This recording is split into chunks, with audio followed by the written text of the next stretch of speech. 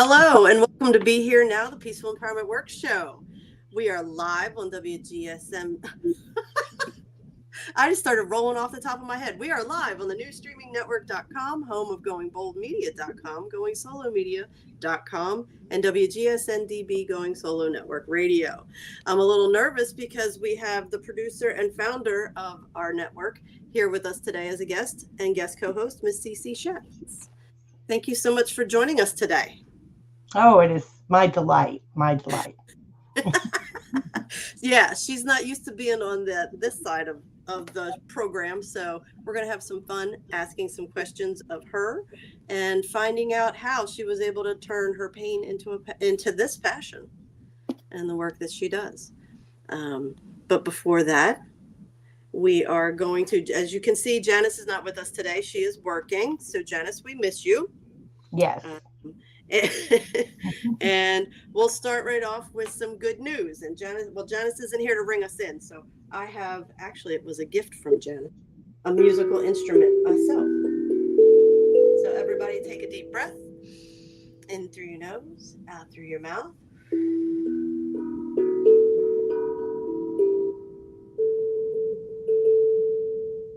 just drop it. All right. Excellent. Not as good as Janice's singing bowl, but it'll do for today. And we're going to roll it into some good news. We've had a lot of things happening in the world, and good news is really needed. And the biggest thing that's hit the States, at least the East Coast this past week, has been Hurricane Helene. And Cece actually lives in Florida. So if Cece, even before we share this good news story, if you just want to give a little wrap about what you're seeing in your area and how people are.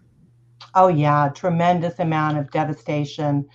You know, a lot of people, even ones not directly on the water, but also in the flooding, because we got the surge. We thought we had missed it, and then the surge came, and that's what's really kind of blown us away. And it's a lot of people have gotten a lot of flooding into their homes, and they've lost everything, including their cars. There are many vehicles have been totaled. People in RVs have been totaled.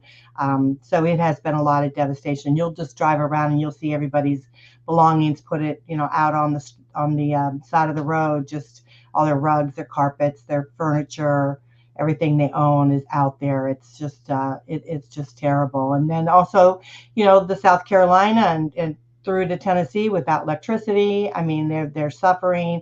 I've had friends say, they've been 38 hours without electricity.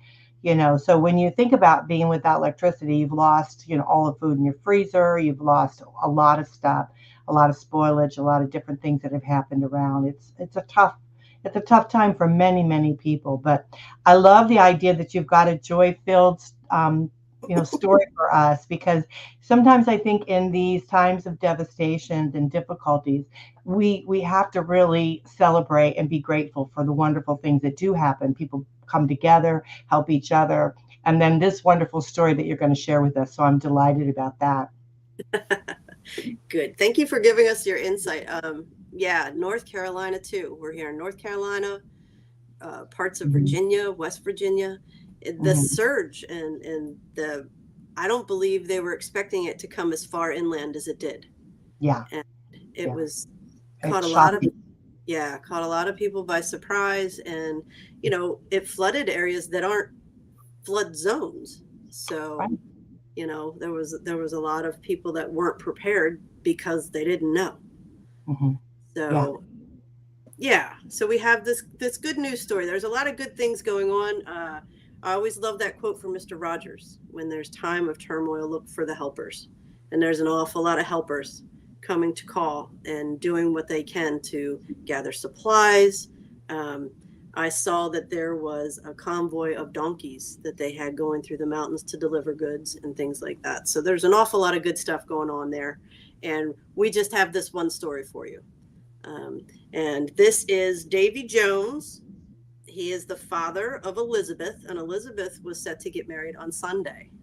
And he lived 2 hours away, but the highways to get to his daughter were closed, and he was determined to be there to walk her down the aisle. So David decided that he was going to strap on his backpack and walk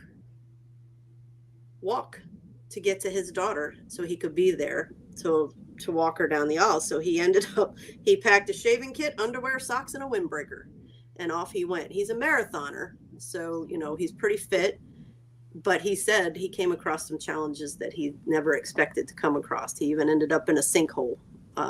He had mud up to his knees that he had to get out of.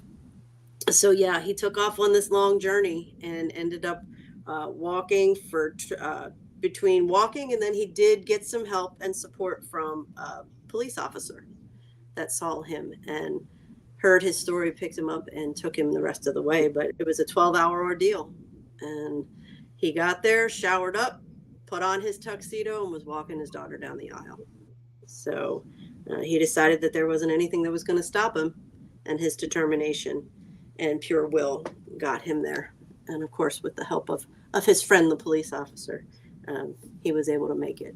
So obviously she was in an area that she was still able to have her wedding. So that was a good news thing too. But I mean, it just goes to show that love and passion can carry you through difficult times. So yes, so that was good. I have a new toy. Can you hear that? It's my sound effects applause. Pretty jazzy. That's pretty cool.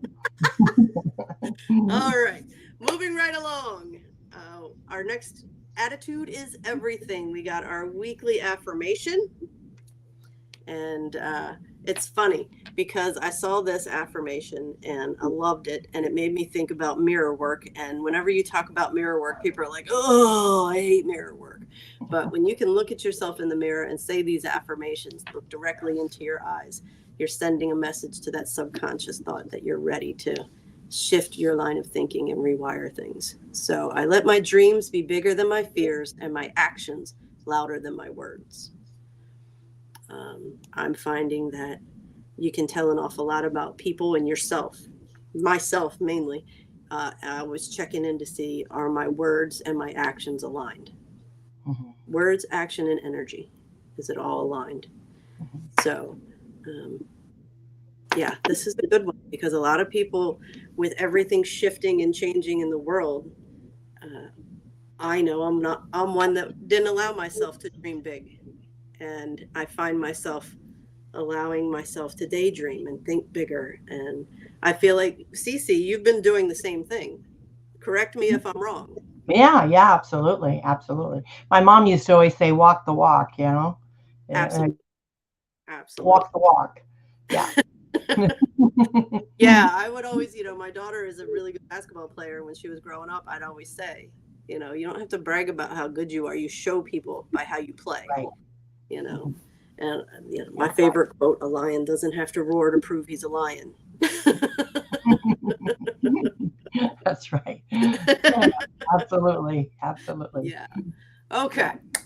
Rolling right along. We're going to go to tool time. And this week we're going to talk about energetic hygiene. What is energetic hygiene? Especially before I realized, there was a label to how I move through the world, an empath. I didn't realize that I was picking up everybody else's energy. And, Cece, I'm sure you experienced this as well. It wasn't until I figured, I was taught how to clear my energy field of everybody else's stuff that I really got to get familiar with the energy of me, because I was, being a people pleaser and things like that. And being an empath, you take on these energies and you don't realize you're doing it. So once I was taught how to clear, then I was able to, as I like to say, figure out what was my own shit and start dealing with that. So these are just a couple techniques and things that I've used to clear my energy field and continue to use. And Cece, of course, if there's anything else that you have, please add in. So clearing energy fields that are not yours in order to allow yourself to experience your own energy, what that feels like. Do you remember, did you always know you were an empath? No, I did not know that. Yeah. No. Did you realize you were you carried other people's energy and stuff with you?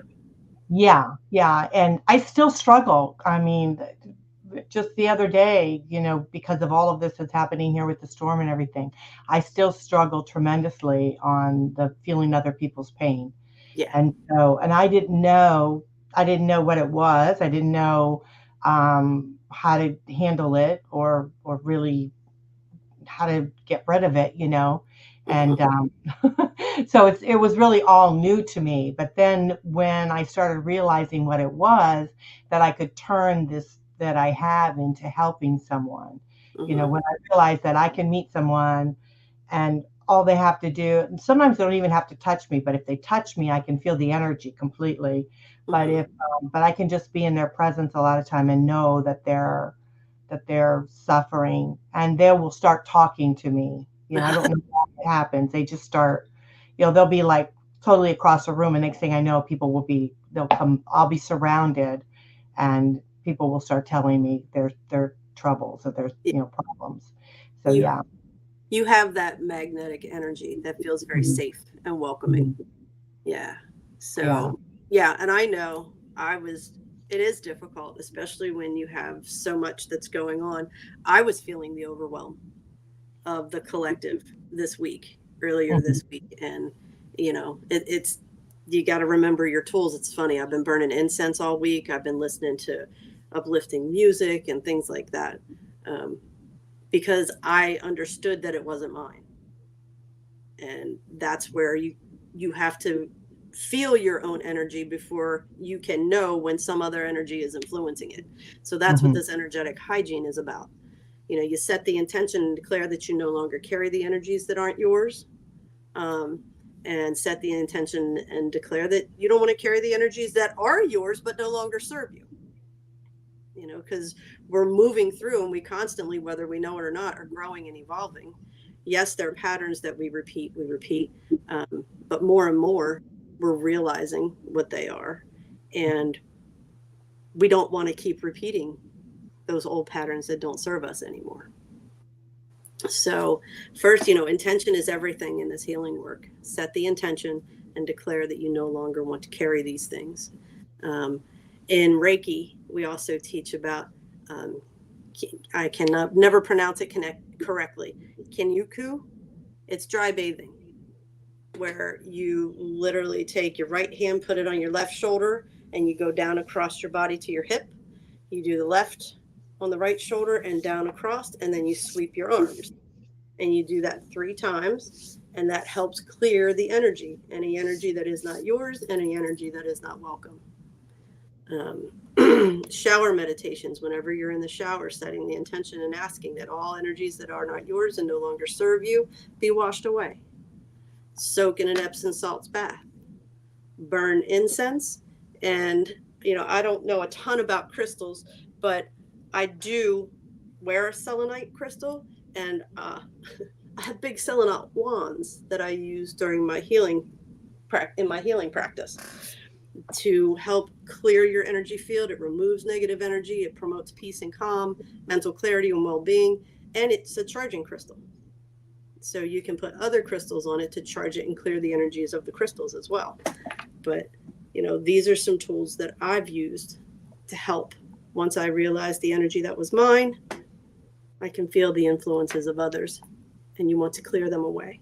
It doesn't make you any less of a helpful empath, does it, Cece? No, no, not at all. I mean, Yeah. I burn candles. I have crystals. I have crystals always around me, especially when I'm working, things Hmm. like that. But yeah, but I didn't know on any of these other ones. So this, I'm learning. So this is a learning thing for me too, which is good, because I Excellent. think we do need to do this, and everyone um, has the ability, to be an empath, or whatever. So we all have some sort of ability. And so if you are feeling something, I think this is great. You can use this to be able to help you, kind of shed some of that. Hmm. Yes, because the biggest thing is, we can't. Our job is to stay as clear as possible. Hmm. Doing the work that we do, our job is to be, um, clear as possible so that we always work on our healing. We're never done. We're always working. We're always growing. We're always, identifying patterns and healing them and things like that. So we have to keep our energy fields clear of anything that isn't ours. We hold the space while you're here with us. We do the work we love, we support, we guide, and then when you leave, we clear that energy that goes with you. Whereas in the past, I know I would throw it on my back and be like, yeah, I can carry that. I can carry that. I can do that too. It's okay. I got this. That's not our job. We don't have to carry everybody else's pain and suffering. Just like we don't carry their joy and happiness. It's theirs. So this is just about being able to it's like clear the slate and see where you are. And these are just some tools to use. So, Judy, I was just thinking that, during the storm and after the storm, like preparing for the storm and all the way through it, I kept feeling so tired, just worn out. And so I was thinking while you were talking, I was thinking, I think that's because it was all the energy, the energy that what was going to be happening, what transpired, all of that. So I think these are sometimes we don't understand what we're feeling. And so I think that, these tools that you're sharing with us certainly would help those. If you're feeling that, if you're just feeling tired and worn out or whatever, it's that negative energy. And so maybe doing some of these cleansings, certainly could help being able to lift some of that for you. So if you're feeling that out there, I always do believe that these shows, whatever you listen, whatever crosses your path, you're supposed to hear it, right? And so this is amazing for me to hear this today, because I've often thought about, like, how can I release some of this? And now here I've got the tools right in front of me. So those of you, if you are feeling, that you are, feeling negative, depressed, maybe a little bit, or, just feeling down, I would say it's probably some sort of energy, negative energy that is attaching to you due to all that's happening within your environment. So just, try these tools to see if they help. See if it helps you. Can't hurt you. No, it definitely can't hurt. Hearing just to hit on the collective energy energy right now. You were talking about in leading up to the storm, there's that angst and anxiety and that the collective was feeling. And there's so much going on in the world right now that there is, that collective. It's almost like I feel like the collective's holding its breath sometimes. And when you're feeling that, because it influences all of us. And I love what you said. If you're here and you're listening, that means you're looking, you didn't know it, but you're looking for tools. So try these things and see how it feels, because we don't want to be in that collective energy of fear. We want to be in that collective energy of love and faith and hope and trust.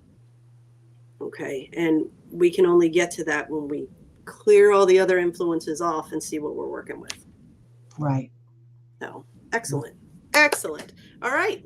We're going to shift into Pathways of Peace so we can find out more about our guest, Cece Shatz. Okay. I'm in the hot seat.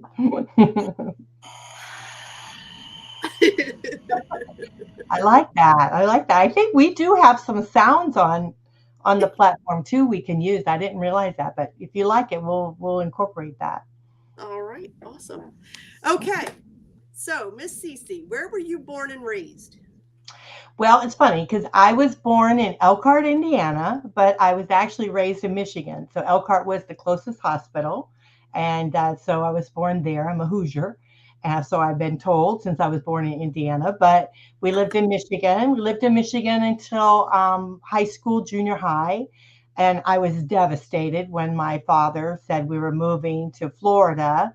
And I came down here to realize that I was going to be in my first year of high school in Michigan. I was all excited.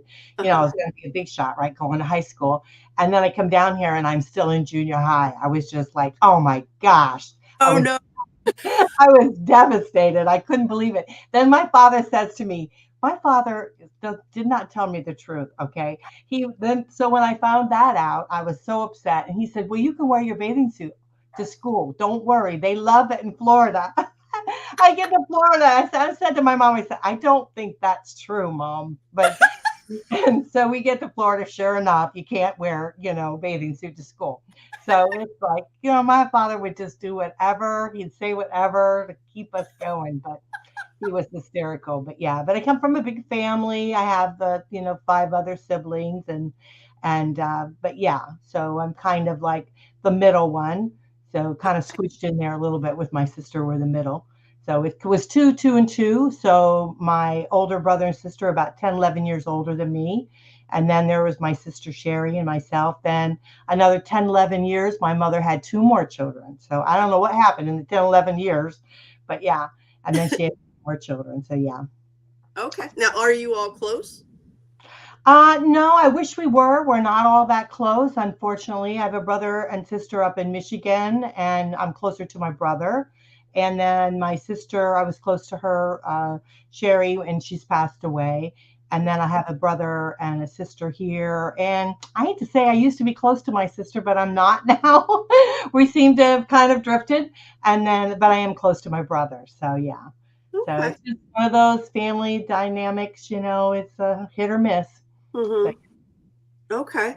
So what are some of your favorite childhood memories? Obviously not moving forward and not being able to wear your bathing suit to school.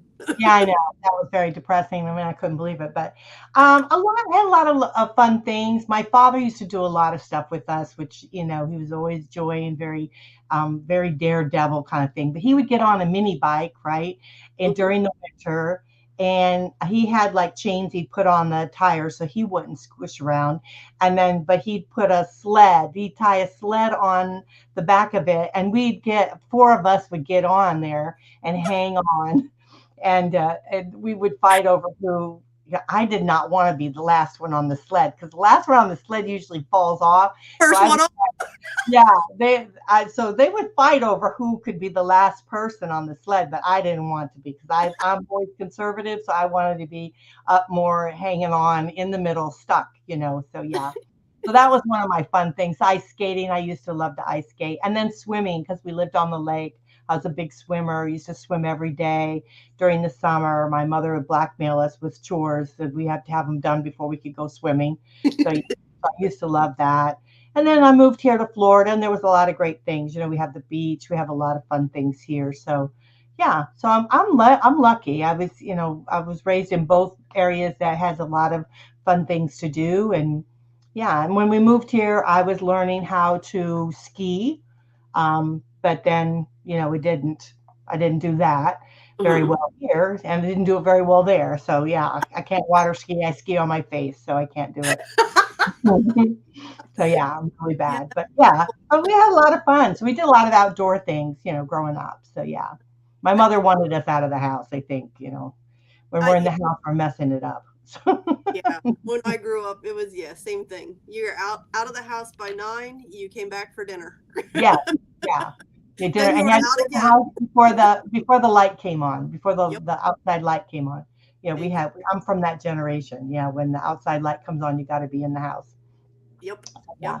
Drinking out of Yeah, the I was raised in the age where there was no, I know we got to do a commercial here, but I was raised in the age where there was no, we were the very first family to have a colored TV.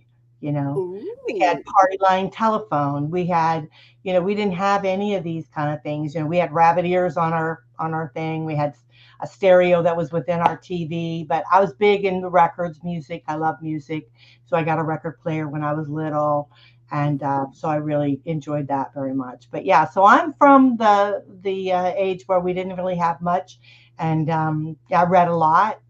So yeah. Yeah, same thing. We were actually the last family in the neighborhood to get a colored TV. Our friends would come in and see the television and be like, "Hey, Mr. Forder, what's wrong with your TV?" And he'd say, "Nothing." That's funny. Yeah, we were the first. My dad bought it for my mother as a present for my sister when she gave birth to my sister. And so they came home from the hospital. My dad was all excited to surprise her with the colored TV, but there were no colored shows on. And so all you had was the peacock, the peacock with the colors, but there was no shows with the color in it.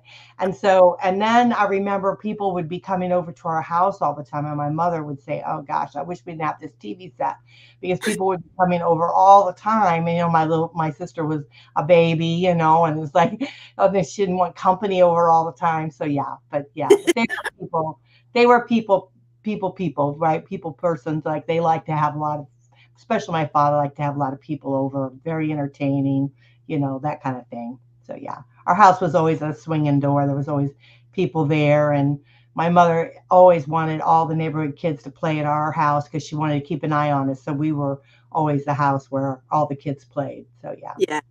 We had a pool. Same thing. In the summer at least. Yeah. That's where you get my hood. Yeah. All right. Yes. We have to break for a commercial right now, but we'll be right back.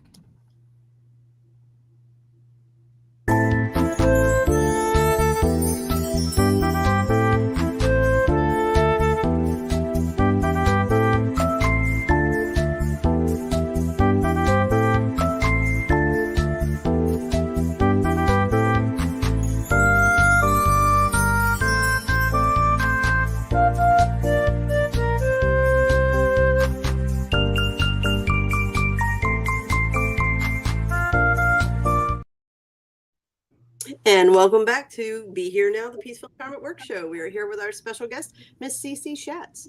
And we want to roll into who you are, how you do what you do, and why. But first, it sounds like you had a wonderful childhood, other than your father lying to you about the bathing suit. But what were some challenges that you can remember? Well, I was very skinny, and I didn't think I was I thought very homely kid. I didn't look very good. I was born pigeon-toed and cross-eyed. Okay. So you can imagine my poor parents, they probably thought, oh my gosh, did we get the wrong kid? And so, so I wore glasses since, diapers. I mean, there were brown, ugly glasses strapped on me with, a thing around my head. And then I had to wear, back in those days, instead of wearing like corrective shoes or something, they would turn my shoes, wear them backwards so that my feet would try to go and point straight. Today it worked, because today I am, I don't walk like that. I don't, I'm fine. And my eyes seem to be fine. A lot of doctors say it's really a miracle that my eyes weren't, I didn't have to have surgically them corrected. So I've been able to, do that. And then also I have a space between my teeth I had when growing up. And I just felt I just thought I was ugly. I thought I was a really ugly kid, And my mother saw the beauty, I think, from within. So she kept encouraging me to be more outgoing, do more stuff, that kind of thing. And when I was growing up, she actually, I seemed to blossom when I moved to Florida. Mm-hmm. My body changed from being a little girl to more of a woman, I guess. And so I seemed to blossom, and I made good friends here. And I did, I became kind of a little bit more outgoing. And she enrolled me in like a beauty contest, this fireman's contest. And I couldn't believe, I was doing that. And I won. I won it. And that helped my self-esteem tremendously, that, I wasn't as ugly as I thought I was. Then I started to change and things. Now I think I'm halfway decent. I don't break the mirror when I look in it. So it's like, okay. You are beautiful. Yeah, so it's all right. I know I'm not one of the most beautiful people in the world, but I'm not as ugly as I thought I was years ago. But yeah, so I think I struggled with that. I struggled with, my other sisters were very pretty. My one sister, Sherry, she was lovely growing up, and just beautiful, and so we were very different, looked very different. And and I was tall and skinny, and they were much shorter. My mother was only like 5 foot tall. My dad was like 6 something. And so I take after more of my father. So I was always so much taller than everybody. And then my little sister came along, and she's like 5'11". So she's beautiful. She's a beautiful girl. Yeah. She looks kind of like Donnie Marie, You're not Donnie Marie, but Marie Osmond. She looks like her. She's beautiful. Yeah. So yeah. But yeah, so no, I struggled with that. I struggled with being, feeling, not adequate, um, like a giraffe, with long legs, that kind of thing. So Oh, yeah. But okay. yeah. So yeah. I mean, we all have our stuff, right? We do, Yeah. absolutely. And Mhm. obviously with the work that you're doing now, Mhm. you're putting yourself out there, Yeah. believing the beauty of you. Yeah. Well, I've always been good with people. I didn't realize until later in my life that I'm really quite a connector. And so but I've always been good with people. I've always been sensitive to other people's needs and way they are. And my grandmother both and my mom always said that I was different, that I was special, that there was Mm. something different about me and that I was made for greater things, whatever that means. But I haven't quite figured that out yet. But yeah, but I made for greater things in my life. And so, yeah. And so they would say that all the time. So they would encourage me to step out of my box that I kept trying to put myself in and do something different. And so, I've been very fortunate to have good friends that have helped me along the way, have Hmm. continuously helped me. I mean, every time I do something, there's always someone I learn, I meet, and they say, "Oh, you can do it this way," and help me. I've been very, very blessed, very touched, by other people. And so, yeah, so I'm where I am now today and loving where I am. I'm loving what I'm doing. But I'm doing it because other people have helped and guided me here. So yeah. Mm, I feel that. I feel that Yeah. very deeply. And I'm also being guided to remind you that those people were drawn to you because of the beautiful light that dwells within you. Oh, well, thank you. You're very welcome. Okay, so we're going to jump ahead to you are the Doyenne. Is that how you say that? Yes, the Doyenne. I'm fondly called the Doyenne of relationship building, and so we kind of shorten it to relationships because it's kind of long. But Yeah. yeah, yeah, and so the thing is when I started doing this type of work, and it's not, and it again, it's something that evolved. It's not something that I planned or anything to, but I took over a divorce group. I went through a terrible divorce myself and I thought my life was pretty much over, and then I met other people that felt the same way, and then I realized we all, even though we have different stories, we all kind of feel the same way. We all kind of walk that same type of walk. And so I took over a divorce group, which was a wonderful experience for me. And Katie started the group, and no longer wanted to do it. And then another one of my friends and I took it over. And then she met someone and decided she didn't want to do it. And here I am still alone, right? And so anyhow, so I took it over, and it's been the best thing ever for me. I grew, 150%, if not more. But then I decided I need to get educated. So I took the certified divorce course with Peggy and Randy Cooper. Excellent course. Anybody wants to be a certified divorce coach, please reach out to them. They're wonderful. And I took their course, and it really changed my life. I realized that I started to understand more about myself, that I was an intuitive, that, what I was feeling with people were starting to come to me. I was on our local TV station. I did a show with my girlfriend Connie, and she's wonderful. She does victims to survivors. She helps uh, a lot of trafficking now for children and things. She's wonderful. And I was on her show, Victim to Survivor, and when I got off of the show, uh, the owners of the station offered me Life Improvement Radio. They offered me a radio spot. And so I thought, well, can I do this? And I thought, well, I'll do it. Connie said, you can do it. You can do it. So yeah, my first show, no one could see me, thank God. And I was just on the radio, but I thought I was going to pass out and had to do a commercial and everything. But yeah, but I got through it. And then after that, it just kept blossoming, and we went on to the TV, and that's when our Bay News 9, our local TV station, they heard me and they said, keep her on. We want to interview her. And so they interviewed me, and that went around one Thanksgiving, in a loop on their show. And that helped a lot with the exposure. it just constantly, a door would open and I just walked through it because really I had nothing. I came from my relationship thinking that I couldn't do anything. I was told I could never do anything. I would never amount to anything. I wouldn't be successful in anything because it was totally him. That was the whole reason I was in existence. And Okay. I realized that, that's not the case. No, So, can I ask you a question about how did you come to that place of realizing that he was full of bullshit? well, yeah, I mean, the more and more I started to do, the more I started to realize what I could do, right? And what I was capable of doing. And then one time I decided, I thought back in my life and I thought, well, I'm the one that helped him, in his business. I'm the one that did the marketing for him and was there for him and supported him and did all that. And I'm thinking to myself, well, if I could do all that, I could do that for myself, you know?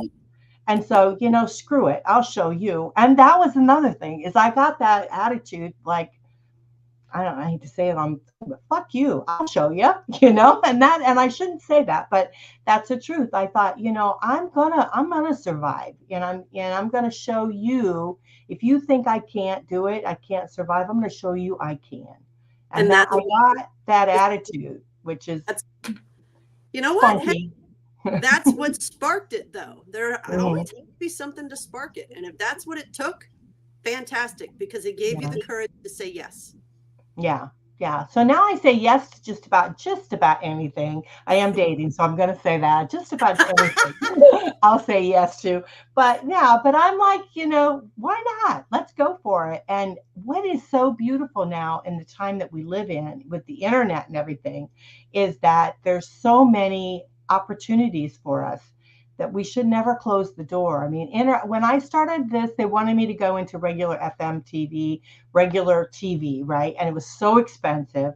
And I said, you know what? I don't think so. I'm going to stick with internet because I had a feeling the internet would be the way for us. And when COVID hit, everybody was running to the internet and we were already there. We were already, going strong in it. And then we launched last year on Roku. Believe it or not, we had 6 million listeners on Roku. I was shocked. I mean, I like fell off my chair. And we did the stats on it, and people would watch 4 hours at a time on the show. Wow. And that's why when people talk about your stats and stuff, it's, I don't worry about it. I don't worry about the numbers. What my concern is the quality of the shows and the stuff, the information that we're providing out there. If we can provide good information, people will listen. Mm-hmm. And so there's not a problem with it. I even did a thing on just here recently on Chat GPT, put in my information, and they gave me all kinds of stuff about all good things that we're doing and all this stuff. And I'm thinking, oh, all right. Even ChatGPT thinks we're doing good. So yeah. So I mean, I just think that you just have to roll with the punches and just keep your opportunities, when they come to you, just be open to them. Yeah. And one thing that I'm hearing to point out is you said yes to something that wasn't very popular, but it was more affordable. And you had a gut, your intuition was telling you this is going to be big someday. Yeah. And you were right. And it all started with the Going Solo Network, correct? Right. The Going Solo. What I wanted to do is I thought, people would say to me, oh, you're divorced. God, when they would say things like that, I'd be like, what are you talking about? And, I would say 50%, I did the stats again on it. 50% of people are married and 50% are single. And so, but really our mindset is singular, right? When we have to make decisions about our lives and what we want to do, we have to make a singular decision about that. Even though we might be thinking about our family, our partners and whatnot, we're still making a singular decision. So we are always going solo, always. And so I started thinking like that. And I thought, you know what? I want to touch these people and I want them to realize they're no different than anyone else out there, and that they can connect and be able to move forward in their lives and do it in a collective way, right? Helping Mhm. each other along the way. So we put together what we call Pay It Forward. And so we help each other. So whatever you're at in your particular life, and whatever, you can share your experiences and bring the next person forward, great, kind of like throw that rope to them and help them, come along. So that's kind of our concept with doing it. Some people frowned upon it. Some people made fun of me because of it, but I really did believe that going solo was truly something that we all needed to embrace. And then after that, I realized that for you, peaceful empowerment in our lives is so valuable. It's so important. And no matter where we're at in our lives, whether we're single or we're with a partner, we have to continue our personal development, which empowers us to be the person that we are. And so we have to continue that, which is why we brought in the Going Bold, is because we didn't want to turn away. I didn't want to turn away people that, oh, well, I'm with somebody, I don't think I can listen to your channels. And you need to listen to our channels because you want to be the best person you can be, because you want to attract those people to you. When you're around people that are like, the energy is negative and things are not right, it's because you're in that field, you're in that force field, so to speak. And so you have to embrace that and be able to empower yourself to be able to move forward. And I love your show, Peaceful Empowerment, because all these shows, every single show on here, I listen to myself. I Mhm. love them. I think they're really great. There's times things happen in my life and I go back and dig out, a segment that I remember I heard that I want to listen to again because I want it to help me personally to be Mhm. able to move forward. So your show, the Peaceful Empowerment Show, it definitely works. I love it when we came up with the name, because Peaceful Empowerment Works Show, which means it works, It worked. Yeah, It really it does. definitely works. Yeah, for sure. So I love your guys' show. I think it's great. I love what you do, your website. You guys go out to the peacefulempowerment.org and find the website there. All the information is there for them. And we're wearing the t-shirt. I got the t-shirt on here. Yeah. So yeah, I'm for you. I'm all for you for sure. Well, Yeah. thank you for that promotion. But Yeah. um, so I have to tell you that explanation of going solo, that makes complete sense. Because even when we were first introduced to the Going Solo Network, I immediately thought it's the divorce, so it's about dating and getting yourself back out there, which it is. But Yeah. that is beautiful, no matter where you are in your life, and that's what we talk about on the show all the time. You have Hmm. to go within. Your relationship with yourself is first and foremost and most important. So I love that. That is, Yeah, thank you. yeah. And I know you put up the slide, all the different shows that I do. I do the dating, right? I do the date the right one. I do the Going Solo with Cece. We talk about everything. I do Going Solo Life After Relationship Loss. We change it from divorce to relationship, because there's a lot of individuals not only are widowed, but they're also stumbling through relationships and they can't quite understand why they're doing that. I Hmm. myself, I understand it because I've experienced it. And so we experience loss and it's painful, and we want to be able to learn from that. And then we have the authors and the authors corner. We have our business show, which we change it to, the Buzz Biz, Igniting Success. And then I do have a good show that I love doing with my girlfriend locally here. We do it. It's Linked to Expert. She's got a wonderful website, linktoexpert.com. And so I do the show with her, both authors and business. So yeah, so it's not just about being single, and it is about being single. So there's wonderful shows on there. We got the dating shows. We have all kinds of shows. We've got, and then we have, like, Jason Weiss show. Ask Jason Weiss. He's an attorney, and he talks about, what I love about his show is he talks about not only being an attorney, but some of the pitfalls of being an attorney, some things you never learned about when you went to college to be an attorney, those kind of things. So he brings a lot of that stuff forward, and it's an eye opener of some of the experiences that they have to go through and the different types of law, that kind of thing, which is interesting. So Hmm. yeah, so we have all kinds of different shows, and I hope we bring more. I hope we have more shows on. We're going to have the conscious creating that's going to be coming on here soon. I Mm-hmm. can't wait for that show myself. I'm so excited about it. So I get excited about these shows. We've got some really good ones. We've got the Divorce Coalition live show, which helps professionals learn more about abuse survivors. How can we help them better to be able to, get through some of the difficult times they're having and protect them? And so that Divorce Coalition is really great. We have Dishing on Divorce, like the ins and outs and what you need to know about divorce and how to make it cheaper and inexpensive, and learning the kind of the ropes of the trade, kind of, so to speak, so you can know what you're going through. And there's just like we got all kinds of different shows. Yeah. Yeah. So yeah, check out the website and see what pulls you, see what draws you in. Yeah. One last question for you. What were you doing? What was your profession prior to doing all this? Well, I've done a few things. Probably the major thing, I was a paralegal. Okay. And I dealt a lot with like real estate, probate, and corporate law. So I did that, and then also bookkeeping. So I was also a bookkeeper. I did So that.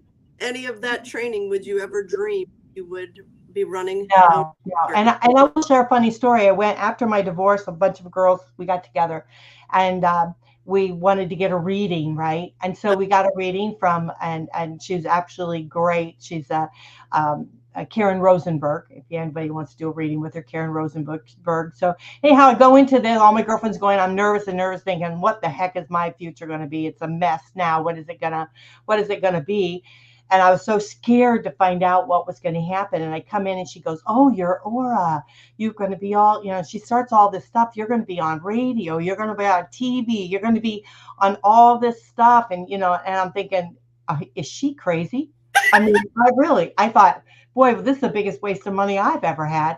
I couldn't believe this. And I'm thinking, yeah, what a whack. And I'm sure she's hearing me think of these things, and I'm thinking, boy, she's crazy. I will tell you, at that reading, everything that woman said, everything has come true. Every single thing. Now, she told me she didn't know the time frame, so I'm saying, oh yeah, right. Of course it will. When's this going to happen?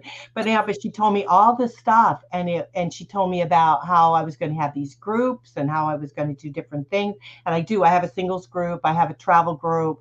How I was going to do all these things. I was going to travel, I was going to meet someone, fall in love, all these things again. She did say I would marry again, but we'll see. I'm not sure about that one. But everything so far she has said has come true, and it has been amazing for me. So this life has been amazing. So it's really, you need to just think out of the box, stop. And the biggest thing, someone asked me one time on a radio show, what is the biggest thing that holds us back? And it's fear. Mm-hmm. Fear is the biggest thing. You can have all these wonderful opportunities, but if you are fearful of not stepping forward and just saying, you know what, let's just go with it. You know what I mean? If you don't do that, your life will shift. But if you do, you never know what's going to open up for you. It's amazing. It's absolutely amazing. So, yeah. Absolutely. Well, I personally would like to thank you for finding the courage to continue saying yes, or we wouldn't be here right now. Yeah. It's beautiful how you pay it forward, and you give people a platform to share their knowledge and wisdom and tools to put out there in the world, and hope that it lands with people, and it helps them find the joy, the courage to say yes, so that they can find their joy. So thank you for being such a bright light in this world to help people get their message out there. Well, thank you for that. Well, now, I've kind of shifted a little bit, and what I'm trying to do is take shows, any shows. So if anybody has a show, you want to bring it forward, we'd love to be able to do that, put it on the network. But we're trying to get the exposure of out there everywhere. So on TVs, we got several TV stations that picks up our streams now. We're on all the podcasting stations. We're on our radio station, and we're on like I don't know how many other radio stations that have picked us up now. And so, and and I want to keep growing that number. So if you have a station, you want our content, we would love to be on there. So let us know if you've got a show. I make it extremely affordable that you can come on our station. And we also try to do a lot of work for you so you can concentrate on your shows, on your knowledge, on what you want to do to be able to bring that forward. So yeah, so that's my path now with the new streaming network, is to really bring on some fabulous shows that will really truly help people. And I want to fill every hour with the show with some great information. So yeah. Well, I can testify as to how wonderful it is to work with her and our producer, Severio. The two of them are fantastic. When I came to Cece with the new idea about the format, I was like, what do you think about this? She's like, great, let's try it. Yeah, great. And Servio, we want to shout out for Servio. He's down below producing the show today. He's such a sweetheart. So thank you for that. Thank you. And sorry we ran so far over, but we're here with Cece, so I guess that's all right. That's right. So we're to wrap it up. I want to thank you, Cece, for being here with us, and thank everybody for watching. And please always remember Janice's message: you're never alone, and never forget that you are awesome. And we'll see you next week. Thank you, Cece. Thank you. You're welcome.